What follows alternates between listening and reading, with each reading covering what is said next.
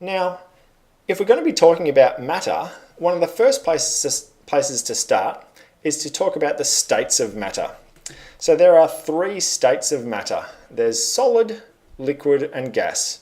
So all matter is actually made up of teeny tiny particles. These are sometimes molecules, there's sometimes things called atoms, but all matter is made up of tiny things, and those tiny things behave differently depending on what state of matter the thing is in. So if you have a solid, for example, an ice cube, then you'll see that in a solid, all of the particles in the solid here, they're all very close together, they're packed very tight, and they're in a very regular arrangement. They actually vibrate slightly, but that's what the particles in a solid actually look like.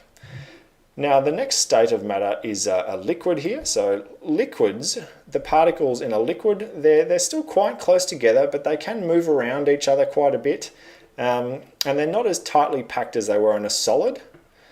Now the third state of matter is gas. So we can have a solid or a liquid or a gas, and when matter is in a gaseous state, the little teeny tiny particles actually zoom all over the place really fast. They're quite well separated, and they've got actually quite a lot of energy. So the three states of matter are solid, liquid, and gas. Now, actually, things can change between states of matter. So again, if we talk about water, you can have solid water, and that's called ice. But if solid water melts, then it turns into a liquid.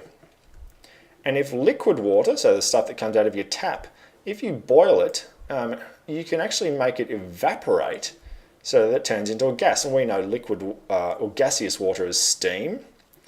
But then actually, if you have water as a gas, so steam, maybe in your shower, that steam can condense.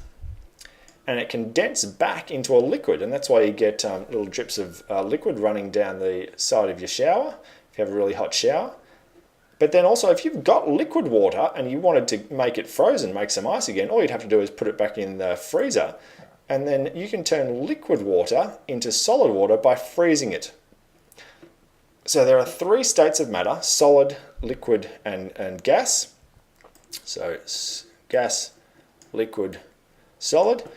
And we can go between the states of matter, solid to liquid by melting, liquid to gas by evaporating, gas to liquid by condensing, and liquid to solid by freezing.